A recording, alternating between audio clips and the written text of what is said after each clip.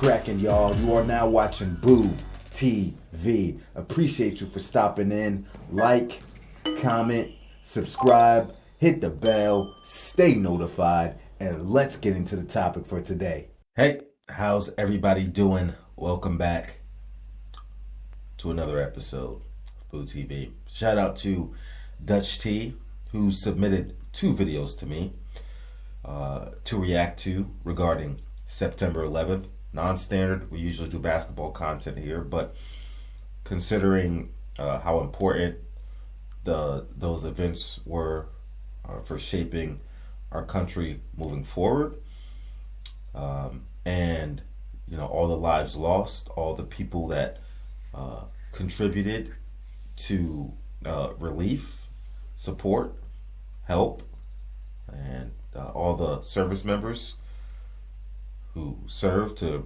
protect our nation. Excuse me, I'm sick as a dog. You know, protect our borders. Salute. I did time in the Air Force myself. I served post 9/11. I directly supported Operation Enduring Freedom and Operation Iraqi Freedom. So September 11th directly impacted my life, the rest of my life, and you know, what I would do with my life, my career, and helping others and protecting my country with my fellow airmen and my fellow service members. So salute to everybody. Salute to the people that, you know, were volunteering in any capacity during the events, after the events, all the service members, the firefighters, you know, police officers. And my heart goes out to everybody that lost somebody in these events. So shout out to Dutch T again. Thank you for submitting these videos. I already reacted to the other one.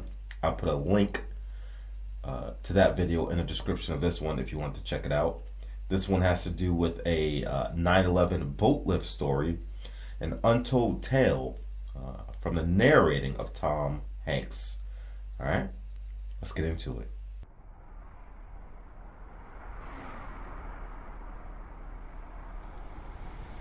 I thought I was watching a movie, Towering Inferno at first. And then I looked real close and I noticed it was the World Trade Center. I was compelled because I'm a type of person that can't stand by and watch other people suffer. And to me, they were suffering. They wanted to get off the island. And there was no way for them to get off the island other than the water. And I had noticed when I was watching the television, I saw a lot of, you know, the ferries going up into the slips and taking people off. I said, fine, we could do the same thing. I could take people on my boat, get in there, take them where they have to go. And that's what we did.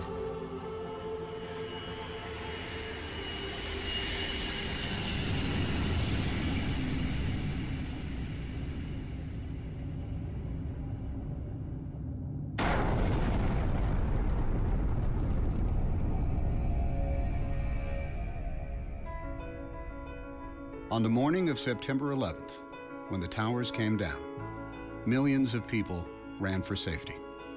Hundreds of thousands of them ran south to the water's edge. That's when they realized that Manhattan is indeed an island and that they were trapped. They were feeling helpless, and that's the worst feeling in the world. What was a person on the ground going to do? Buildings were down. There were people laying under the rubble of the building. Firemen, civilians. My wife was there, and I turned around. I says, I've got to go do something. Just like that. And she looked at me. She says, what are you going to do, you maniac? I says, I'm going to take the amberjack up into the city and help. She says, but what if they're attacked again? I says, well, then that's something I have to live with. I says, I have to do what I have to do. I says, and nobody can stop me right now. Even if I save one person or I rescue one person, that's one person less that will suffer and die.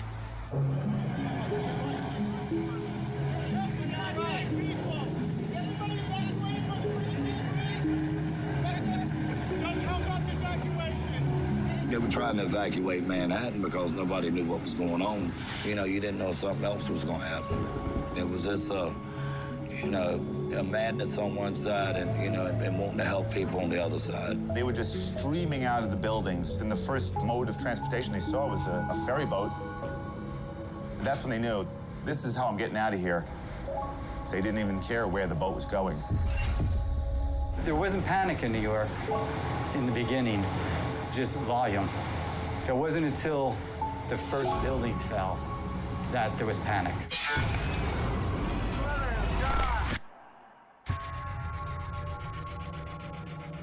You heard the building go down, but we're in the slip, so we can't see it. That's when we started letting go, and then all of a sudden, engulfed. You couldn't see anything. People were actually jumping into the river and swimming out of Manhattan. Boats were very nearly running them over. Wait. These people wanted out of Manhattan no matter any way they could. Somebody wants you to go over there.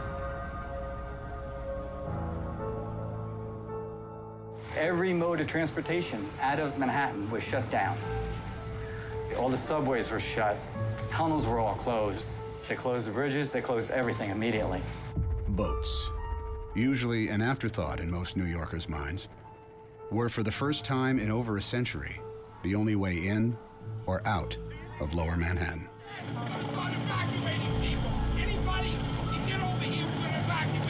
The process that actually had already started. There were some boats that were grabbing people, that people were lined up at the walls. On the left. It's just human nature. You see people in distress on the seawall in Manhattan begging you to pick them up. You have to pick them up. They didn't know what was going on. They seen the building getting hit with these two planes. As far as they was concerned, you know, we were being bombed. I was wondering if they were going to come on the boat, if they had people with bombs, or if they were going to come on. We're a big orange target in the middle of that harbor. My job is to keep the boat safe, my passengers safe, my crew safe. Everybody was in shock, running around. They didn't want to leave their families. They had loved ones running around the city. Anybody has a baby? Nobody has it. There was one guy ran from the apron and jumped onto the boat. He grabbed onto the metal, climbed up right next to the pilot. So I'm going out there to say something. He slides down to the next deck. So the deckhands get him and go, what are you doing? He goes, I'm jumping for my life. So, you know, you couldn't argue with him there.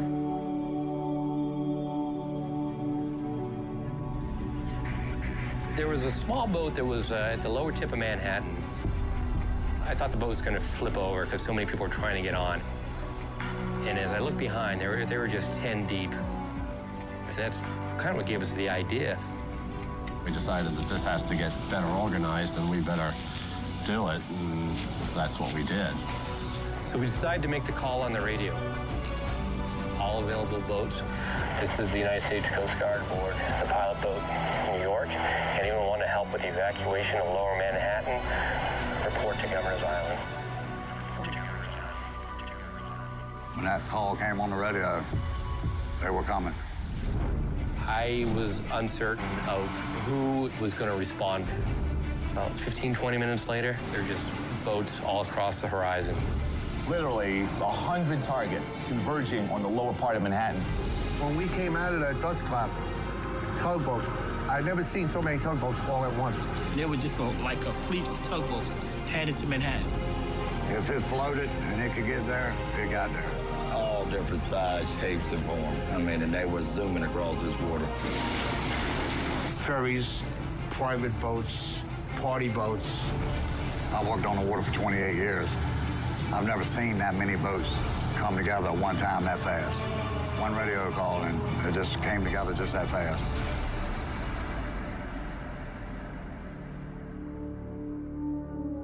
Hundreds of boats converged on the city, leaving the sun-bathed harbor behind them.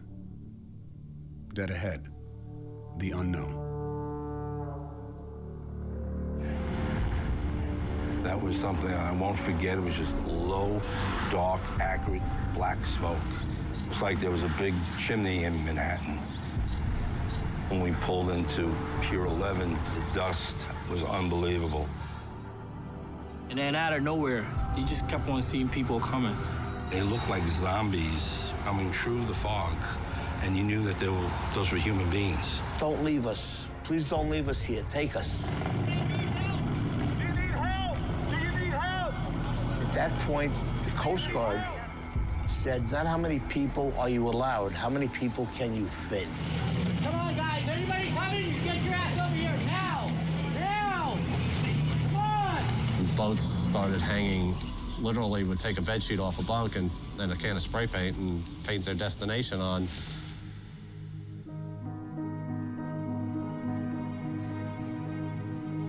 Some of these people never been in the water, never been on a boat before.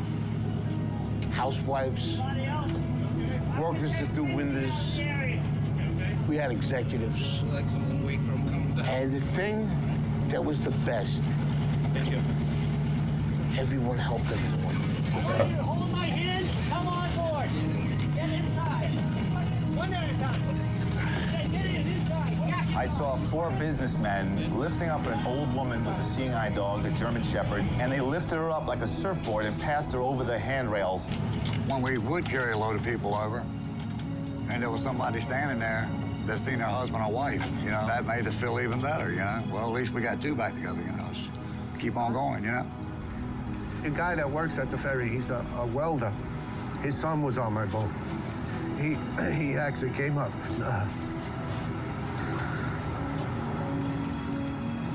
He thanked me. We went back and forth all day long, carrying boatloads, as many as our boat would hold. And it's a lot of people. A lot of people. You couldn't have planned nothing to happen that fast, that quick. No training. This was just people doing what they had to do that day. You forget all about what you're supposed to do, what they teach you in school, and you say, you know what? Morally, this is the right way to go, and deep down, this is what I'm gonna do.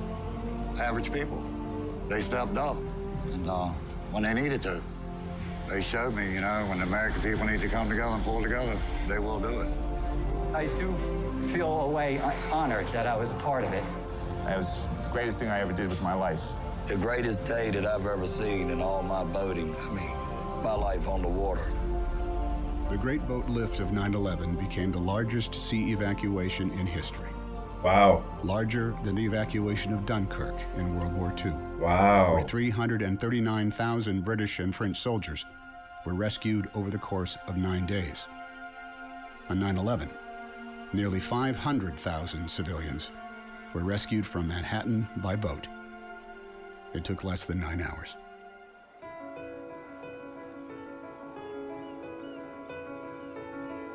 I believe somebody has a little hero in them.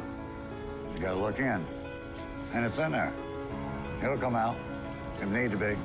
I have one theory in life. I never want to say the word I should have. If I do it and I fail, I tried. If I do it and I succeed, better for me. And I tell my children the same thing. Never go through life saying you should have. If you want to do something, you do it.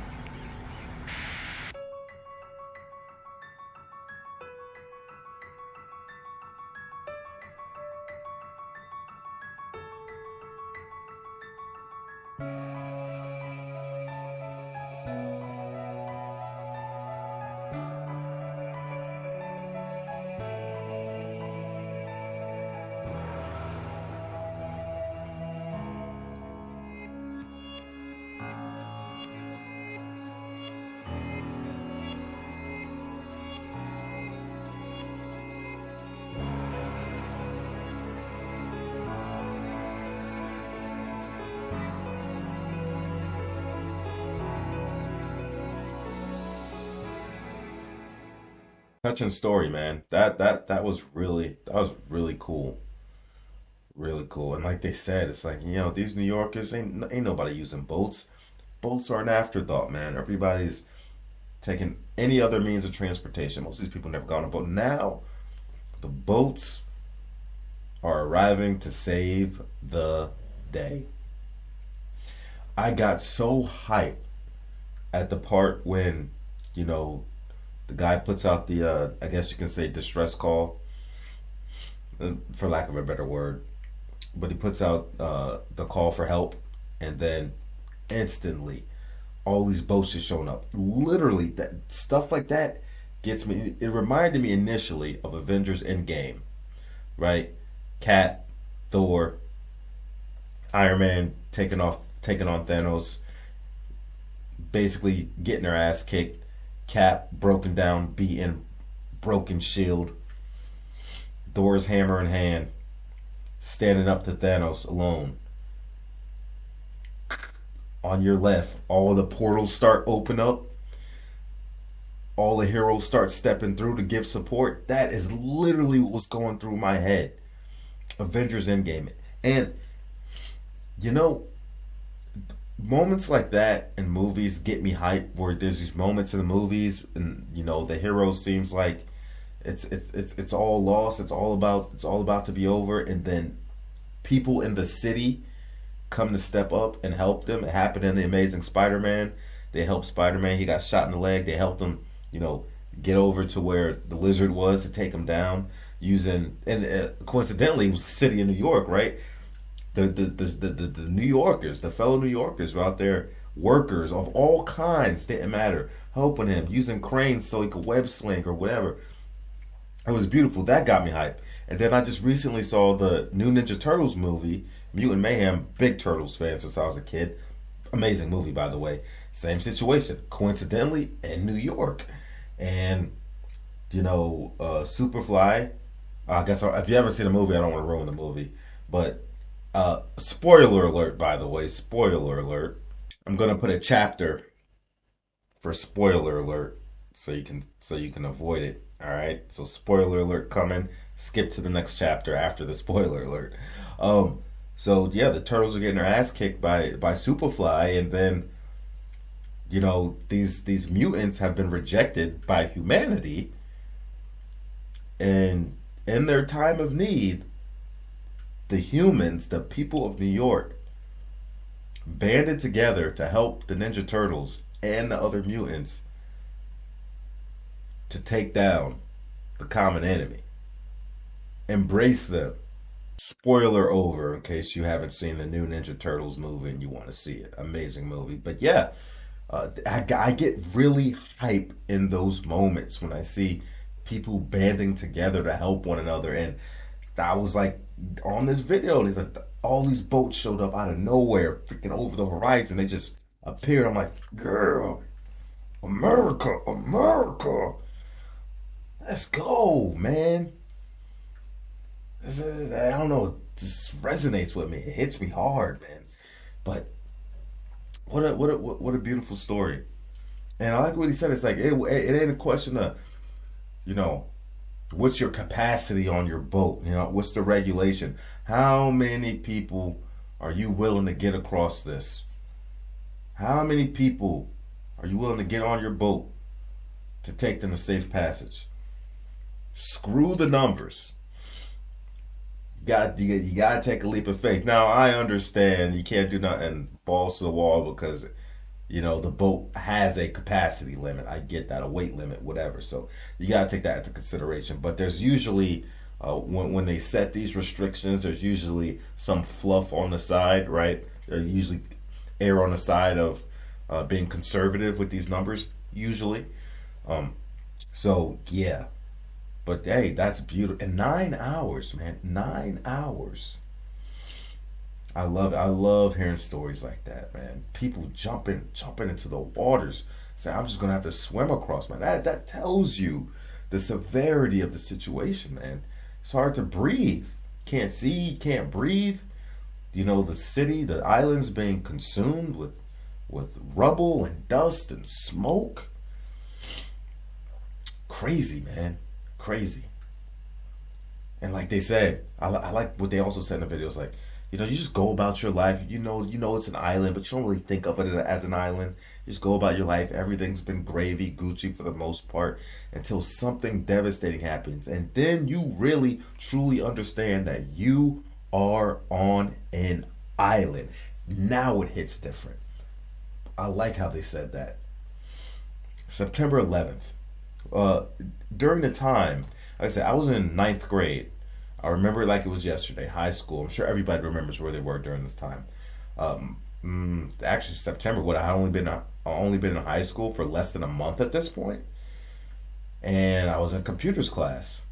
Might have been business, and you know, I think it came over on the PA system that I think they just sent the word out to the. I can't remember if it went out on the PA system. I don't remember that clearly, but what I do remember is the teacher turning on the TV. And I really had no idea what I was really looking at it, because they were like, she's like, hey, the World Trade Centers just got bombed or just got attacked. I didn't even know what the World Trade Centers were. I had always, whenever they talked about those, I always said the Twin Towers, Twin Towers, Twin Towers. I never knew they were called the World Trade Centers. It was always Twin Towers. And then when it dawned on me, it's like, oh, it's the Twin Towers. And I'm seeing the footage. And at this time, what was I? Maybe 14 years old? 13, 14 years old at the time? And I'm just like, what is going on? And at this time, you know, they put out the on the PA, if there's any kids, well, actually parents are already calling, getting their kids out of school, and then they're like, if there's anybody, if you have any family members that worked in World Trade Centers or live in the area in New York, go to the principal's office, or you can be dismissed, or you can make phone calls, something along those lines. But there was a lot of foot movement, a lot of traffic at that point. And we did have people at my school that lost people in those events, as I'm sure most schools in the United States, there were loved ones lost. You know what I mean? But I remember, like, it was just such a weird day, and for the entire, a tragic day. I don't know if weird is the right word, but from a kid not knowing a whole lot about the world and how it works, it was just really weird. Me trying to put it all together and piece it all together, and but the tragic would be the appropriate word for our nation. And I just remember, you know, going throughout the school day, finish school, getting on a bus, going home, and just sitting in a living room and just watching it all day until I went to sleep, all the footage. And I'm just like, what is going on? And I remember my dad coming home from work. My dad walks in the house. You know, whenever my dad walks in the house, automatically, you know, to say, good evening. How was your day? That was a thing of respect. You always say good evening when dad walks in the house. Mom too, but she was usually already home. And you know, he picked me up. We went to the barbershop around the corner, and of course they had it on every TV, no matter where you went. Just watching it, waiting to get my hair cut, just watching it. And there was a discussion around the barbershop, quiet barbershop, and it was just little did I know that these events would eventually lead to what would be a fundamental part of my life in joining the military, and my career field being magnified and brought to the forefront of the war because of the type of support I could provide. And you know, it would in many ways, in some ways, shape some areas of my life, shape some areas of who I would become and what I would do and how I would, you know, support my nation and protect my nation. And it's just crazy how everything's just a web, man. Everything's just a web of events. Wild. I just want to give a big shout out to Dutch T again for, you know, shooting these videos my way. I think this was a great idea. I thank you for that. Shout out to everybody that supported, helped, fought in any capacity during 9/11, whether you were an armed forces member, hoorah, whether you were a firefighter, police officer, serviceman of some kind, out there on ground zero, whether you're out there donating in any capacity, money, whatever way you could support anybody to help with the relief and the aid, and even the rebuilding and what's the word I want to use? Recovery of anything involved, whether the city of New York or the people, or the victims. any type of support, my heart goes out to you guys. Thank you for your thoughts, your prayers, your support, your thoughtfulness, your contributions, truly. And my heart goes out to all the ones that were lost in this tragedy, and the family members and friends of the people that lost loved ones in this event. My heart goes on to you. May your loved ones rest in peace and rest in power. All right, peace, much love to everybody. Stay strong, stay together, and God bless America. God bless whatever other country you're into. World peace is the way to go. All right, take care, be blessed. Catch you on the next one. We out, baby.